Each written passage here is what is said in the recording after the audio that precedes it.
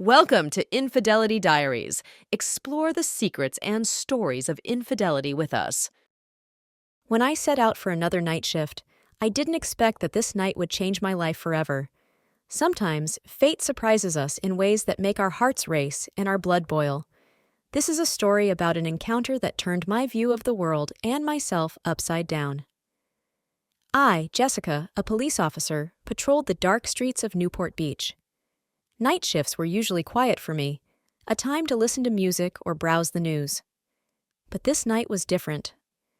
As I drove past closed shops and sleeping houses, the radio came to life. All units, there's an assault on Highway 55 near Pine Street. Nearby patrols, respond. I immediately turned on the siren and rushed to the scene. The road was deserted, and I quickly reached the location. There, on the side of the road, I saw a man attempting to break into a car. I slammed on the brakes and got out, flashlight in hand. "Police! Hands up!" I shouted, directing the beam of light at the suspect. The man turned, and our eyes met.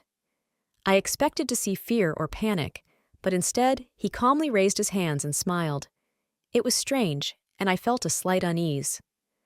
"Officer, I can explain everything," he began, stepping closer. "Don't move," I ordered, keeping him at gunpoint. I handcuffed him and searched him, finding lockpicks and several credit cards. Grabbing his arm, I led him to the patrol car. "You're under arrest for attempted break-in and theft," I said, seating him in the back seat. "Looks like you're in for an interesting night, officer," he said with a smirk as I got behind the wheel. We drove in silence, and I tried to understand why his calmness unsettled me so much. He was young, around 25, with short dark hair and sharp features. "What's your name?" I asked, breaking the silence. "Michael," he replied, looking straight into the rearview mirror. "Michael, what were you doing here?" I asked. "Just trying to get back what's mine."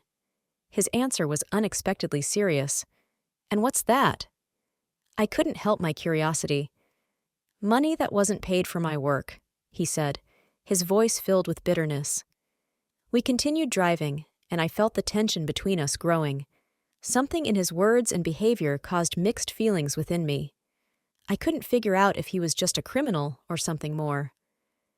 "You don't look like a typical thief," I said, trying to sort out my thoughts. "Maybe because I'm not," he replied, smiling again. We arrived at the police station, and I led him out of the car. He walked calmly, not resisting, which made me even more suspicious. I took him to the interrogation room and sat him down on a chair. "Wait here," I said, locking the door. When I returned with coffee for myself and a glass of water for him, Michael was sitting in the same place, calmly examining the room. I placed the glass in front of him and sat down across from him. "You said you were trying to get your money back. Tell me more," I began. "I worked for a guy, and he decided not to pay me. Said I wasn't worth it."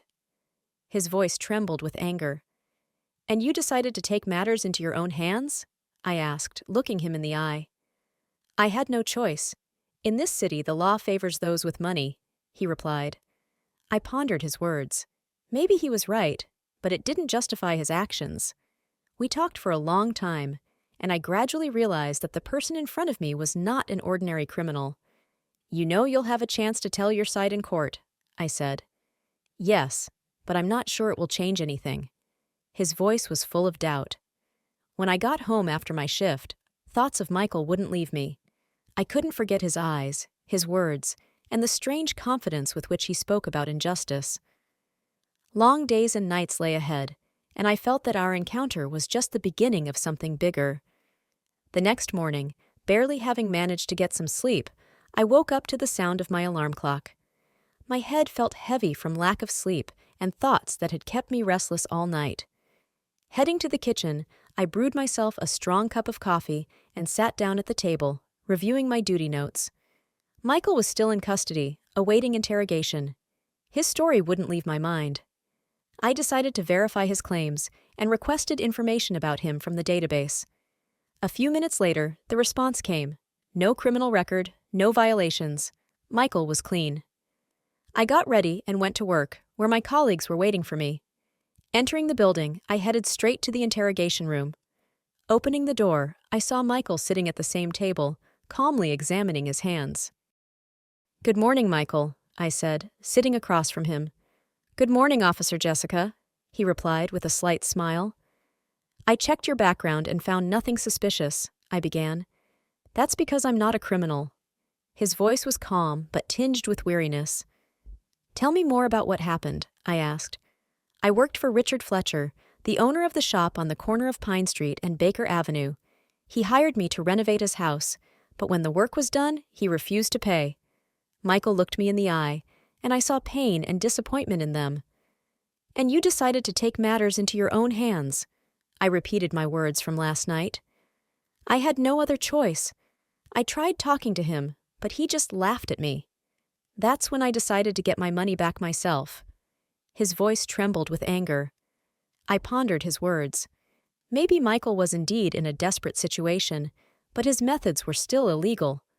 However, something about his story touched me. "We will verify your story, Michael," I said, standing up. "In the meantime, you'll stay here."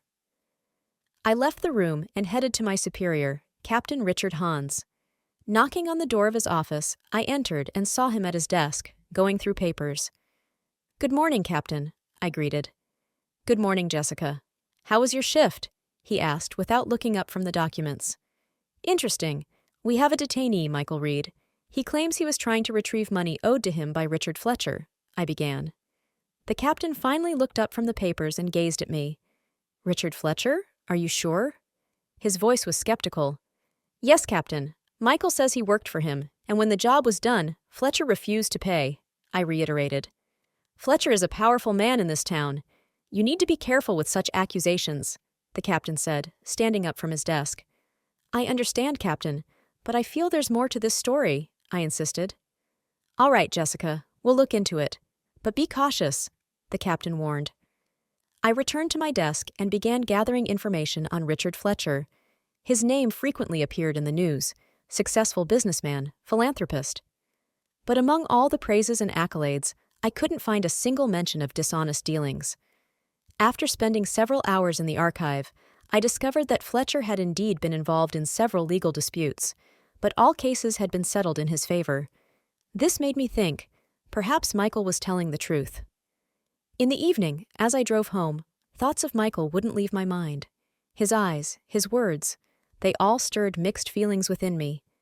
I felt that I had to help him, but how? I was just a police officer in a small town.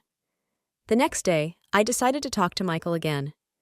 Entering the interrogation room, I saw him sitting in the same place. He looked up and smiled when he saw me. "Good afternoon, Michael," I said, sitting across from him. "Good afternoon, Officer Jessica. Any news?" he asked. "We're verifying your story, but I need more details. Tell me everything from the beginning," I requested. And Michael began his story. He talked about the difficulties he faced, the injustice and betrayal. I listened, absorbing every word, and became more convinced that there was more to this story. When he finished, I felt that something special had developed between us. Maybe it was sympathy, maybe something more. But one thing I knew for sure: I wouldn't leave him in trouble. We continued talking, and I noticed how his eyes lit up when he spoke about his dreams and plans. At some point, our eyes met, and I felt something change within me. This man was not just a detainee.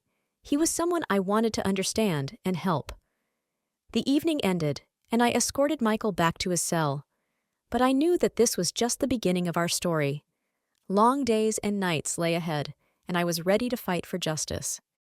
The next few days were spent in constant reflection and searching for the truth.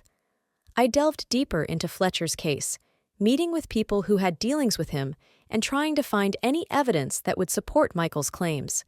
At some point, I realized that this man was not as straightforward as he seemed.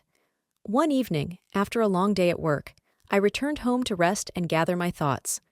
With a cup of hot tea in hand, I sat on the couch and began to replay everything I had learned over the past few days in my mind.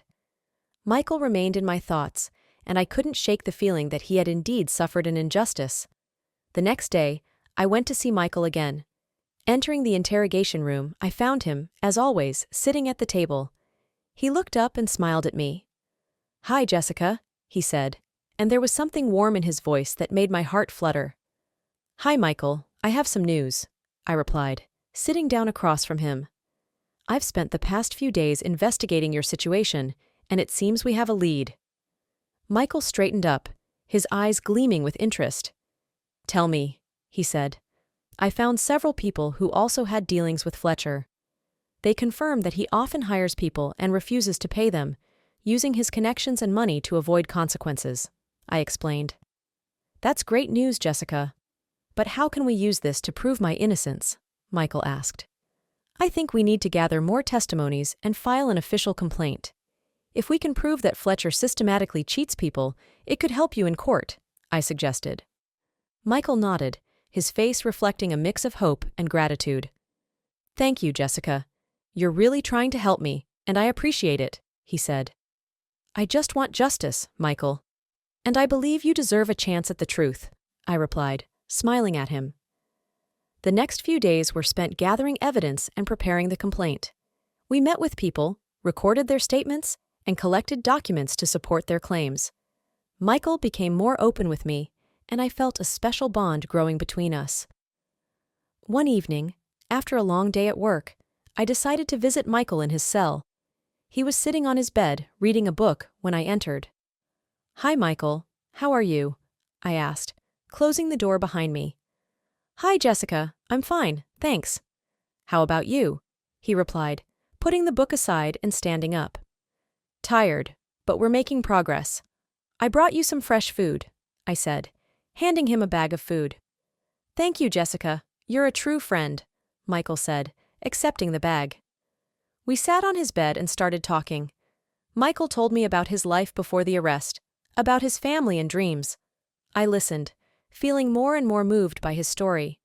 At some point, our eyes met, and I felt my heart begin to race. Michael quietly approached me and took my hand. Jessica, you're an amazing person. You're not just a police officer, you're someone who truly wants to help, he said, looking into my eyes. Michael, I just want justice, I replied, feeling his words touch me deeply. You're more than just an officer. You have a big heart, and I appreciate that, he said, slowly leaning closer to me. Our faces were only a few inches apart. I felt his breath on my skin and saw his eyes shine in the dim light. Michael, I began, but he interrupted me, gently touching my lips. His kiss was soft and warm, and I couldn't resist. We kissed, and I felt a wave of warmth and passion wash over me. His arms embraced me, and I felt my heart beating in time with his. That night was special. We kissed, talked, and simply enjoyed the moment. Michael turned out to be more than just a suspect. He became someone special to me. When I returned home, there was only one thought in my mind. I was ready to fight for his freedom, no matter what. Many trials lay ahead, but I knew we could handle them if we were together. The next day, I woke up with a clear objective: to continue the investigation and find all possible evidence to help Michael. At the police station, I met with Captain Hans to discuss our next steps. Captain, we need to dig deeper into this case. We have evidence that Richard Fletcher systematically cheats people. We need to gather more proof to press charges, I began as we entered his office. Jessica, this case could be very dangerous. Fletcher is an influential man, but if we have real evidence, we can't ignore it, the captain replied, nodding. I've collected several testimonies, and I think we need to talk to more people who have dealt with him. I'm confident we can find more victims, I continued. Captain Hans agreed, and we started planning our next steps. Over the next few days, we met with people, recorded their statements, and documented each case. With each passing day, I became more convinced that Michael was telling the truth. One evening, after another long day at work, I went to visit Michael in his cell again. He was sitting on his bed reading when I entered. Hi, Michael. How are you? I asked, sitting down beside him. Hi, Jessica. I'm fine. How is the investigation going? He asked, closing his book. We're finding more and more evidence. I think we have a real chance to prove your innocence, I replied, smiling. Thank you, Jessica. I don't know what I would do without you, he said, gently touching my hand. We'll get through this, Michael. I'm sure of it, I replied, feeling the warmth of his touch. At that moment, our eyes met again, and I felt the same wave of warmth as before. We began kissing again, and I felt our hearts beating in unison. The next day, I decided to hold a meeting with several of Fletcher's victims. We gathered in the police conference room, where each of them could tell their story. I was struck by the number of people who had suffered from his actions. These were ordinary people who had worked for him and hadn't been paid. Their stories were similar to Michael's, and I became increasingly convinced that we were on the right track. That evening, when I got home, I decided to call my old friend, a lawyer named Thomas. He was one of the best in his field and always ready to help. "Hi, Thomas. I need your help," I began when he answered the call. "Jessica, of course. What's going on?" he asked, and I heard genuine concern in his voice. "We have a case that could become very serious. We're investigating Richard Fletcher. He's been cheating people, hiring them for work and refusing to pay. We have several witnesses, and I think we need to press charges," I explained. "That sounds serious, Jessica. I'll help you. Let's meet tomorrow and discuss the details," Thomas replied, and I felt a sense of relief. The next day, we met at Thomas's office and discussed all the details of the case. He was surprised by the scale of the problem and agreed to help us in court. "We'll act quickly and decisively. We have every chance to prove his guilt," Thomas said, and I felt confident in our strength. That evening, back at the station, I went to see Michael again. He looked tired but hopeful. "Michael, we have a lawyer. He'll help us in court," I said, sitting down next to him. "Thank you, Jessica. You're doing more for me than I could ever imagine," he said, looking into my eyes. "We'll make it, Michael. I'm sure justice will prevail," I replied, feeling something special growing between us. We continued talking, and I felt our bond growing stronger. Michael was no longer just a detainee. He had become someone important to me. I knew that trials awaited us, but I was ready to fight for his freedom, no matter what. The next day, the trial began. All the witnesses gathered in the courtroom, ready to testify against Fletcher. Thomas represented our side, and I felt that we were on the right path. When Fletcher entered the courtroom, I saw his confident stride and cold gaze. He clearly hadn't expected this turn of events. But I knew the truth was on our side, and we had to fight to the end. The trial began, and witnesses started giving their testimonies. Their stories were remarkably similar, and I felt Fletcher's confidence begin to waver. When it was Michael's turn, he took the stand and began his account. His words were full of pain and disappointment, but also hope. He spoke of injustice, how he had been cheated, and how he just wanted to get back what was rightfully his. With each word, I became more convinced that we were doing the right thing. When Michael finished his testimony, I saw Fletcher tense up. He clearly hadn't expected such resistance. The trial continued for several days, and each day we got closer to victory. Thomas was relentless in his arguments, and I saw Fletcher begin to realize his time was running out. Finally, the day came when the judge was to deliver the verdict. We gathered in the courtroom, nervously awaiting the decision. When the judge announced that Fletcher was found guilty, I felt a wave of relief and joy. Michael was acquitted and released from custody. We walked out of the courtroom, and I felt tears of joy welling up in my eyes.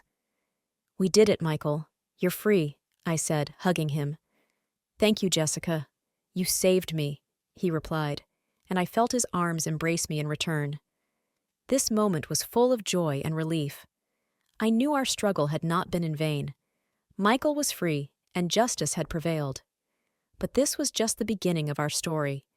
Ahead lay new challenges and adventures, and I was ready to face them together with Michael, knowing that our bond would only grow stronger. After the judge delivered the verdict and Michael was acquitted, our lives changed. We walked out of the courthouse, and for the first time in a long while, I felt true relief. Michael was free, and justice had prevailed. But new challenges and changes awaited us. We stood on the courthouse steps, looking at each other. The sun was shining, and I felt a wave of emotions wash over me. "We did it, Michael," I said, unable to hold back tears of joy. "Yes, Jessica, and it's all thanks to you," he replied, gently hugging me. We decided to celebrate this victory first. I suggested to Michael that we go to the coast, where we could enjoy the sea and relax after everything we had been through. Michael happily agreed, and we went to a small house on the beach that belonged to my parents. When we arrived, I felt the tension of the past weeks begin to fade. We entered the house, and I opened the windows to let in the fresh sea breeze. Michael stood beside me, his eyes shining with joy and relief. "This place is beautiful, Jessica. Thank you for bringing me here," he said, smiling. "I thought we both needed a bit of a break," I replied, feeling my heart fill with warmth. We spent the day walking on the beach, swimming in the ocean, and enjoying each other's company. In the evening, as the sun began to set, we sat on the porch, watching the sunset. Michael took my hand, and I felt something special growing between us. "Jessica, I don't know how to express my gratitude for everything you've done for me," he began, looking into my eyes. "Michael, you don't have to thank me. We did this together," I replied, feeling his words touch me deeply. "I feel like our meeting wasn't a coincidence. You've changed my life, and I want you to know that I'm ready to do anything for you," he said, gently kissing me. Our kiss was full of love and passion, and I felt all our worries and fears dissolve in that moment. We were together, and that was all that mattered. The next day, we decided to return to the city and start a new life. Michael found a job at a local auto repair shop, and I continued my work with the police. We decided to rent an apartment together and begin building our future. Life began to settle, and each day brought us new joys and challenges. We spent a lot of time together, getting to know each other more deeply. Michael turned out to be not only a reliable and loving partner, but also a true friend I could rely on in any situation. One evening, while we were having dinner at home, Michael unexpectedly raised a toast. "To us, Jessica. To our love and the future we'll build together," he said, raising his glass. "To us, Michael, and to everything that awaits us ahead," I replied, feeling tears of joy well up in my eyes. We drank to our future and hugged, feeling that nothing could tear us apart. Our life was full of joy and love, and I knew that many wonderful moments awaited us. Months passed, and our bond grew stronger. We traveled, worked, and made plans for the future. One day, on the shore of the same ocean where we had celebrated our first victory, Michael proposed to me. "Jessica, you've changed my life. You've shown me what true love and support are. I want to spend my whole life with you. Will you marry me?" he asked, getting down on one knee and holding out a ring. I couldn't hold back my tears and answered, "Yes, Michael, I will marry you." We hugged, and I felt our hearts beat in unison. This was the beginning of our new life, full of love, happiness, and shared adventures. Our story began with injustice and pain, but ended with love and hope. Together, we overcame all obstacles and proved that true love and support can change lives. And I knew that many more happy moments awaited us, which we would experience together.